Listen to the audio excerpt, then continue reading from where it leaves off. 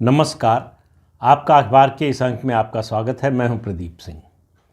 मैंने अपने पिछले वीडियो में जो बातें कही थी विधानसभा चुनाव को लेकर, उनमें से ज़्यादातर बातें सच साबित हुई हैं। मध्य प्रदेश, राजस्थान मैंने कहा था बीजेपी जीतेगी, कायदे से जीतेगी। छत्तीसगढ़ के बारे में मैंने कहा था कि छत्तीसगढ़ सरप्राइज़ कर सकता है, बीजेपी जीत सकती है और बीजेपी बहुत अच्छे मार्जिन से जीती है। तेलंगाना के बारे में मेरा अनुमान ठीक साबित नहीं हुआ। मुझे लग रहा था कि बीआरएस सिंगल लार्जेस्ट पार्टी बन जाएगी, आगे रहेगी, कांग्रेस नंबर 2 पर रहेगी, लेकिन हुआ उल्टा। कांग्रेस नंबर 1 हो गई है और बीआरएस नंबर 2 हो गई है। और उसका एक ही कारण है, जो कर्नाटक में हुआ वही तेलंगाना में हुआ। मुस्लिम वोट पूरी तरह से शिफ्ट हो गया कांग्रेस पार्टी की ओर। तो कांग्रेस पार्टी एक तरह से अब दक्षिण की और मुसलमानों की पार्टी हो गई। वो उसका सर्वाइवल अब मुस्लिम वोट पर निर्भर हो गया है। ये एक बड़ा परिवर्तन हुआ है इन 5 राज्यों के विधानसभा चुनाव के नतीजों से। लेकिन इन नतीजों का मतलब राष्ट्रीय स्तर पर क्या है, उसको समझना, उसको जानना ज़रूरी है। राष्ट्रीय स्तर पर अगर इन नतीजों को समझने की कोशिश करें तो ये नतीजे इस बात की पुष्टि करते हैं कि प्रधानमंत्री नरेंद्र मोदी ने इस देश की पूरी राजनीति का कायाकल्प कर दिया है। जब मैं कह रहा हूँ कायाकल्प कर दिया, तो आप पहले ये जानना जरूरी है कि इससे पहले की राजनीति क्या थी। इससे पहले की राजनीति जातियों में बटी हुई राजनीति थी। जाति की जो फॉल्ट लाइंस हैं, मतलब जातियों के बीच में जो दरार है, उसको चौड़ा करके बीजेपी को हराने की कोशिश उसके विरोधी करते रहे हैं।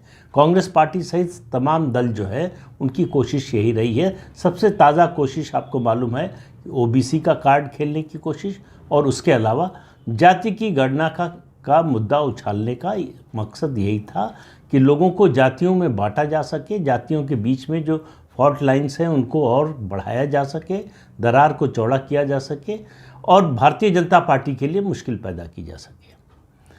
उन लोगों को शायद इस बात का अंदाज़ा भी नहीं लगा कि नरेंद्र मोदी इस पिच पर खेलकर और इसे जीतकर पीछे छोड़ चुके हैं।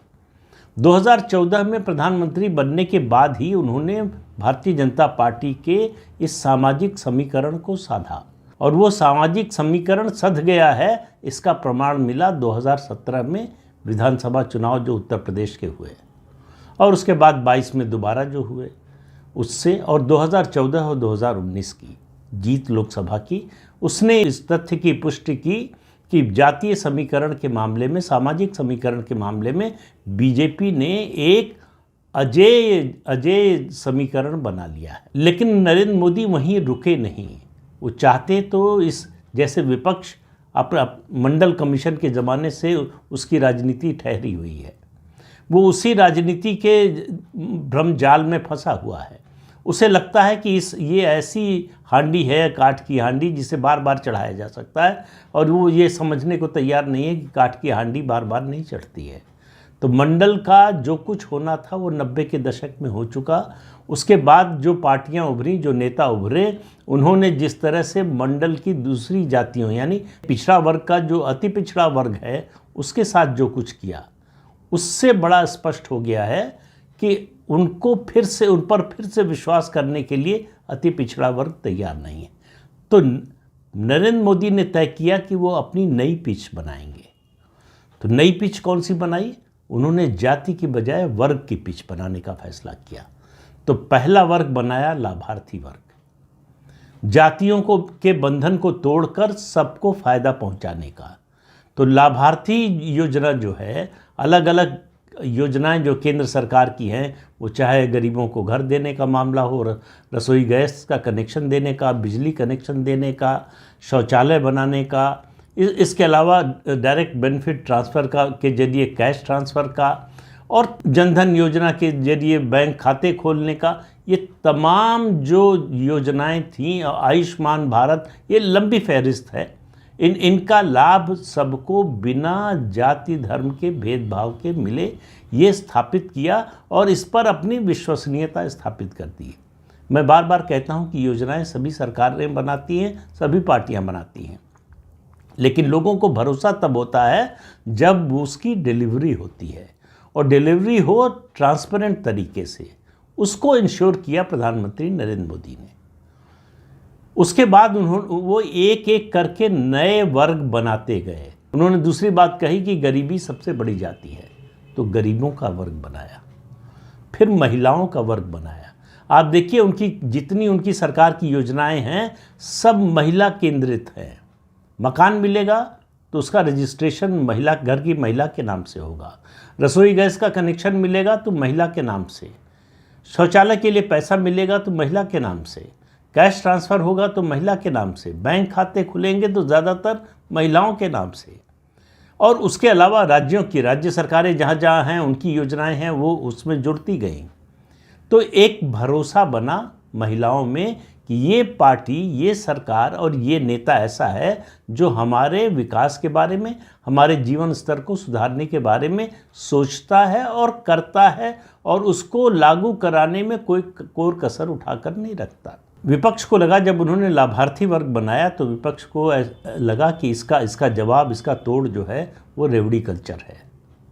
रेवड़ी कल्चर पर हालांकि उसके खिलाफ प्रधानमंत्री बोले, लेकिन उन्होंने कोर्स करेक्शन किया। उन्होंने इस बात का भी संकेत दिया कि ये पॉलिटिकली जो है फ्लेक्सिबल है। उन्होंने देखा कि अगर इस मुद्दे को उन्होंने इग्नोर किया, इसकी उपेक्षा की, इसकी अवहेलना की, तो इसका नुकसान हो सकता है। उन्होंने दूसरे तरीके से इस तरह की घोषणाओं का सामना करने का फैसला किया, और हुआ ये कि उनकी विश्वसनीयता ने, उन पर जो भरोसा है, उसने विपक्ष के सारे वादों और जो विपक्ष ने योजनाएं चलाई भी, उनका असर नहीं होने दिया राजनीतिक रूप से। अब राजस्थान को ही देखिए, अशोक गहलोत ने आखिरी 6 महीने 1 साल में कितनी योजनाओं की झड़ी लगा दी। आखिर में प्रियंका वाड्रा को बुलाया गया दिल्ली से और एक नई योजना की घोषणा की गई कि हम फिर से सत्ता में आए तो प्रत्येक परिवार की महिला को 10,000 रुपये महीना देंगे। कोई असर नहीं हुआ। अब तुलना कीजिए, यही है कि विपक्ष जो है वो न तो वर्तमान से कोई सबक सीखता है, न अतीत से कोई सबक सीखता है। अतीत को याद कीजिए, 2019 के लोकसभा चुनाव से पहले राहुल गांधी ने इसी तरह से बड़े जोर शोर से घोषणा की थी न्याय योजना की, कि अगर वो केंद्र में सत्ता में आए तो हर परिवार के एक व्यक्ति को 6,000 रुपये महीना मिलेगा। लेकिन लोगों ने भरोसा नहीं किया। उसी से पहले प्रधानमंत्री नरेंद्र मोदी ने किसान सम्मान निधि की घोषणा की थी, महीने में सिर्फ 500 रुपये। उस पर भरोसा किया लोगों ने, वोट दिया। राहुल गांधी के 6,000 रुपये महीने के वादे पर भरोसा नहीं किया। ये होता है नेता की क्रेडिबिलिटी, उसकी विश्वसनीयता का असर, उसका इम्पैक्ट। तो इलेक्टोरल पॉलिटिक्स में, यानी चुनावी राजनीति में, असर उन बातों का होता है, उन या उस व्यक्ति या उस संगठन या उस पार्टी, उस सरकार की बातों का होता है जिस पर लोगों का भरोसा जम गया हो। अगर भरोसा नहीं है तो आप आसमान से तारे लाने की बात कीजिए, लोग टस से मस नहीं होते हैं। और ये बार बार दिखाई दे रहा है। कम से कम 2014 से न माने अगर आप, तो 2019 के बाद से इन 5 सालों में, लगभग 5 सालों में आप देखेंगे कि ये परिवर्तन दिखाई दे रहा है। लोग मोदी की छोटी सी भी घोषणा का, छोटे से भी वादे पर भरोसा करने को तैयार होते हैं। और मेरा मानना है कि 2024 के लिए प्रधानमंत्री नरेंद्र मोदी की जो गेम चेंजर योजना है, जिसकी चर्चा बहुत कम होती है, वो है 81 करोड़ लोगों को मुफ्त राशन देने की। वो ऐसी योजना है जिसकी काट विपक्ष की किसी पार्टी, किसी राज्य सरकार के पास नहीं है। उसका मुकाबला करने के लिए विपक्ष के पास केवल सरकार और मोदी की आलोचना के अलावा और कुछ नहीं है। अब आप देखिए, विपक्ष ने कोशिश की और अभी भी कोशिश कर रहा है ये जाति की गणना और ओबीसी का कार्ड खेलने की। इन 5 राज्यों में से जिन 3 राज्यों में भारतीय जनता पार्टी जीती है, यानी राजस्थान, मध्य प्रदेश और छत्तीसगढ़, इन तीनों राज्यों में अगर आप इन राज्यों की सामाजिक संरचना देखें तो इन राज्यों की आबादी का 80% से ज़्यादा ओबीसी, एससी और एसटी है। और ये तीनों राज्य बीजेपी ने बड़े मार्जिन से जीता है। इसका संदेश क्या है कि देश का जो वंचित वर्ग है, और मेरा मानना यह है कि इस देश में वंचित वर्ग की सबसे बड़ी नेता इंदिरा गांधी थी। आज की तारीख में प्रधानमंत्री नरेंद्र मोदी इंदिरा गांधी की तुलना में उनका कद बहुत बड़ा हो चुका है। वंचित वर्ग पर ऐसा भरोसा इससे पहले किसी नेता पर इस देश के गरीबों का नहीं हुआ था। तो नरेंद्र मोदी की छवि गरीब नवाज के रूप में स्थापित हो चुकी है। उनको कुछ साबित नहीं करना है, उनको कोई प्रमाण नहीं देना है। और ये 3 राज्यों के चुनाव के नतीजे इस बात की पुष्टि कर रहे हैं। और इतना ही नहीं, आप देखिए इन 3 राज्यों में से 2 राज्यों में विपक्ष के जो मुख्यमंत्री, कांग्रेस के जो मुख्यमंत्री थे, वो पिछड़ा वर्ग से आते थे, लेकिन उन पर भरोसा नहीं किया। क्यों नहीं किया? फिर वही बात, विश्वसनीयता की। तो केवल पिछड़ा वर्ग की बात कर देने से, आबादी के बराबर हक देने की बात कर देने से, ये या फिर जाति की गणना की घोषणा कर देने से, वादा कर देने से परिस्थिति नहीं बदलने वाली, वोट नहीं मिलने वाला। ये बात कांग्रेस पार्टी, राहुल गांधी और उनके साथियों को जितनी जल्दी समझ में आ जाए उतना अच्छा है। प्रधानमंत्री नरेंद्र मोदी ने जाति की गणना, ओबीसी का कार्ड, इन दोनों को ध्वस्त कर दिया इन विधानसभा चुनाव में। 24 के लिए जिस ब्रह्मास्त्र की तैयारी कर ली थी विपक्ष ने, वो ब्रह्मास्त्र जो है उसको निष्क्रिय कर दिया उन्होंने 2023 में ही। 2024 तक के लिए अब 2024 के लिए विपक्ष को कोई नया नैरेटिव, नेशनल नैरेटिव या राष्ट्रीय विमर्श गढ़ना पड़ेगा, और समय इतना कम है कि वो संभव नहीं है। जब 4.5 साल के समय में आप कोई नेशनल नैरेटिव खड़ा नहीं कर पाए, तो आखिरी 5-6 महीनों में कर पाएंगे, इसकी क्या गारंटी है? और इसकी कोई दूर दूर तक मुझे तो कम से कम संभावना नहीं दिखती। इसकी संभावना उतनी ही है जितनी अशोक गहलोत के जीतने की थी। मैंने बार बार कहा था कि कुछ भी हो जाए, अशोक गहलोत नहीं जीतने वाले, वो हार की हैट्रिक लगाएंगे, और उन्होंने हार की हैट्रिक लगाई। तो प्रधानमंत्री नरेंद्र मोदी अपनी बनाई पिच पर खेल रहे हैं, और विपक्ष को हिम्मत भी नहीं हो रही है उस पिच पर आने की। वो अपनी पुरानी पिच पर खड़ा हुआ है, और उसको लगता है कि इस पिच से उसे जो मदद मिली थी वो आज भी मिलेगी।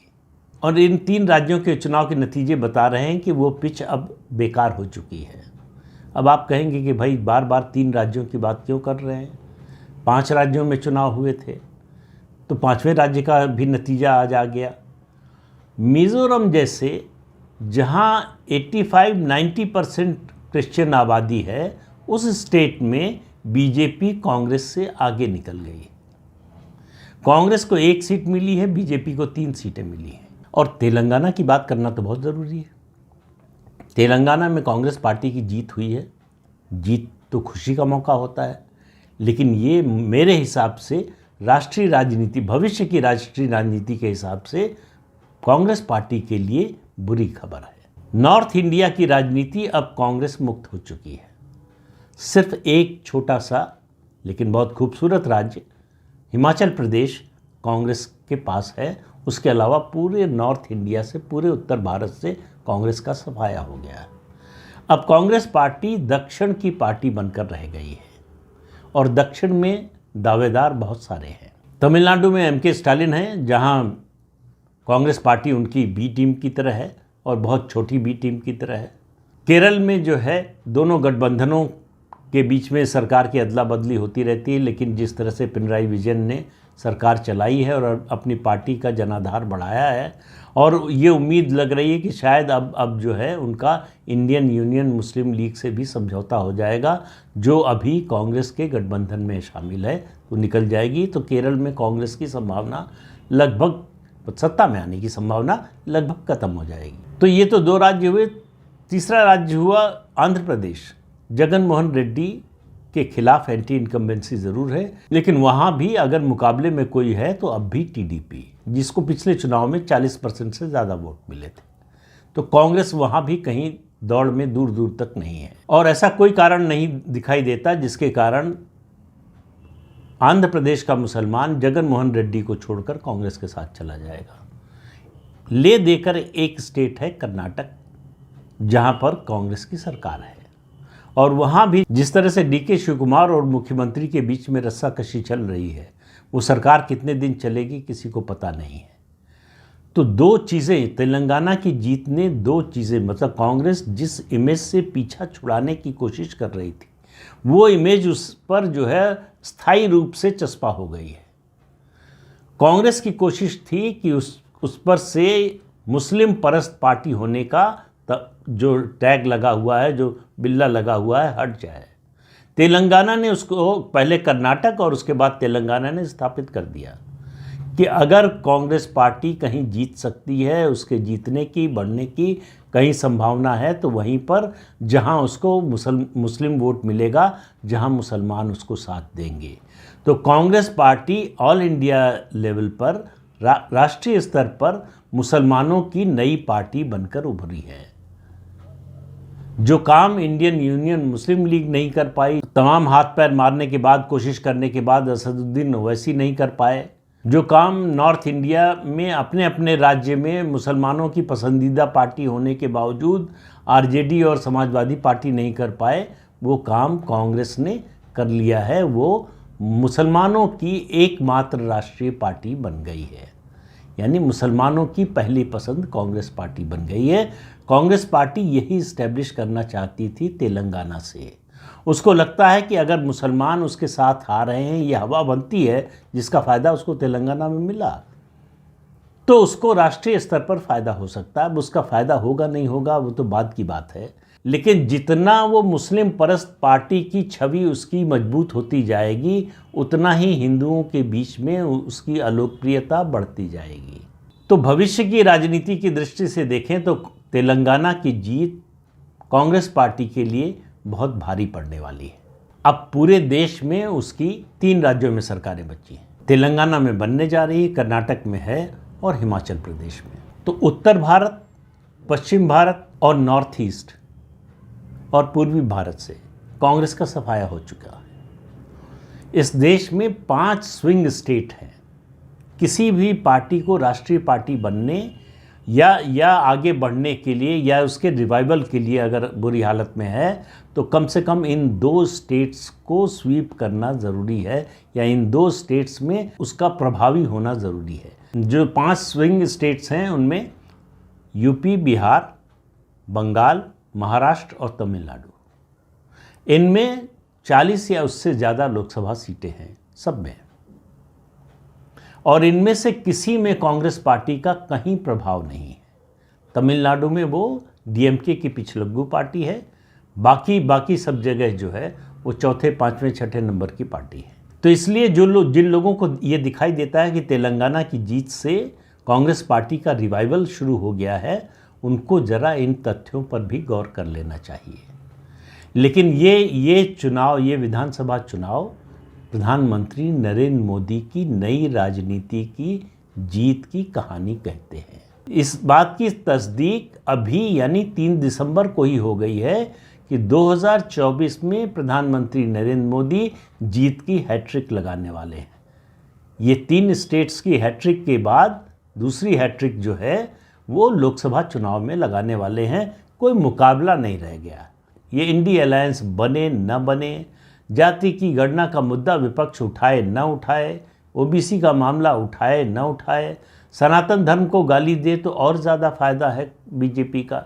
जिस तरह से नॉर्थ से साउथ तक सनातन धर्म को गाली दिलवाने की प्रायोजित कोशिश हुई, उसका भी असर है इन 3 राज्यों के चुनावों पर। तो आने वाले दिनों में राजनीति की पूरी दिशा बदलने वाली है। आप देखते जाइए, प्रधानमंत्री नरेंद्र मोदी के अगले कदमों पर ध्यान रखिए। अब एक तरह से लोकसभा चुनाव का आप कह सकते हैं काउंटडाउन शुरू हो गया है, और प्रधानमंत्री नरेंद्र मोदी आपको एक दूसरे रूप में, दूसरे तेवर में दिखाई देंगे, और उसकी शुरुआत इसी संसद के शीतकालीन सत्र से ही हो जाएगी। तो इंतज़ार कीजिए, ज़्यादा समय नहीं है। तो इस अंक में इतना ही। अगले अंक में फिर मिलेंगे किसी नए मुद्दे के साथ। तब तक के लिए अनुमति दीजिए। आपसे अनुरोध है कि ये चैनल देखिए, शेयर कीजिए, लाइक कीजिए और सब्सक्राइब ज़रूर कीजिए। नमस्कार।